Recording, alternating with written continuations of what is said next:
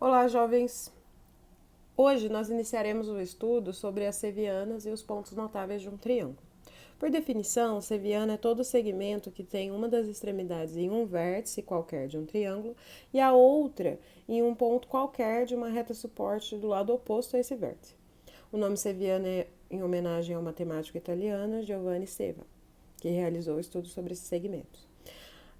Estudaremos as sevianas chamadas mediana, bissetriz interna e a altura e também os pontos notáveis, que são os pontos de interseção, ou seja, os pontos de encontro de cada uma dessas sevianas.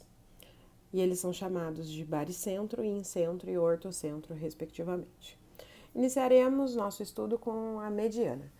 Mediana é o segmento que une o vértice ao ponto médio do lado oposto a esse vértice.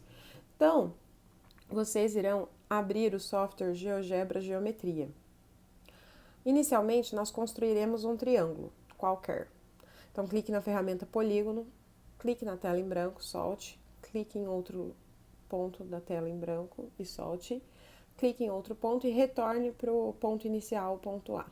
Veja que foi construído um triângulo na tela do GeoGebra. Ao clicar na setinha roxa, você pode movimentar esse triângulo e alterar o formato dele. Então, por definição, nós vimos que mediana é o segmento de reta que une o vértice ao ponto médio do lado oposto a esse vértice. Então, nós precisamos construir o ponto médio desses lados. Para isso, nós vamos utilizar a ferramenta ponto médio. Clique em mais e procure lá em construções a ferramenta ponto médio.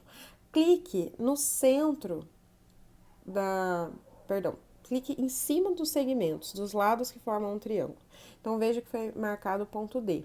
A distância do ponto A ao ponto D é a mesma distância do ponto D ao ponto B.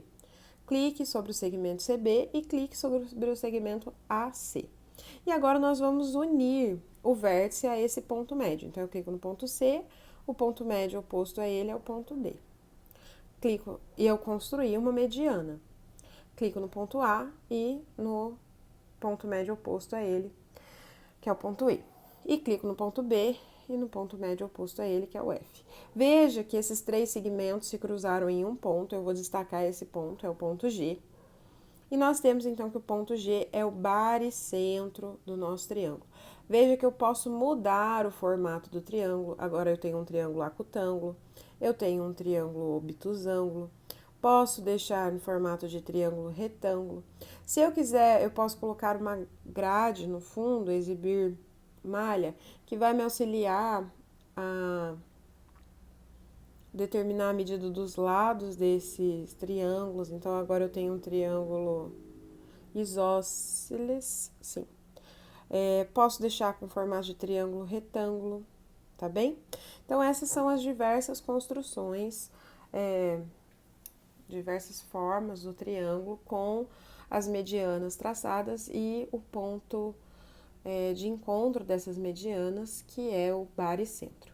Eu quero que vocês percebam que existe uma relação entre a distância do vértice ao baricentro e do baricentro ao ponto médio. Para isso, vocês vão precisar medir essas distâncias. Então, desça um pouco e vá até medições. Utilizando a ferramenta distância, comprimento, clique no ponto C e no ponto G. E depois clique no ponto G e no ponto D. Perceba que a distância do vértice ao baricentro é o dobro da medida do baricentro ao ponto médio. E nós podemos mudar o formato do triângulo, que essa relação permanece a mesma sempre. O mesmo acontece para as outras medianas. Então, do ponto A ao ponto G, se está marcando 3,2, do G ao E é a metade, ou seja, 1,6. Ok? Então, essa é a relação. Muito importante. Construam aí no celular de vocês. Obrigada, até a próxima.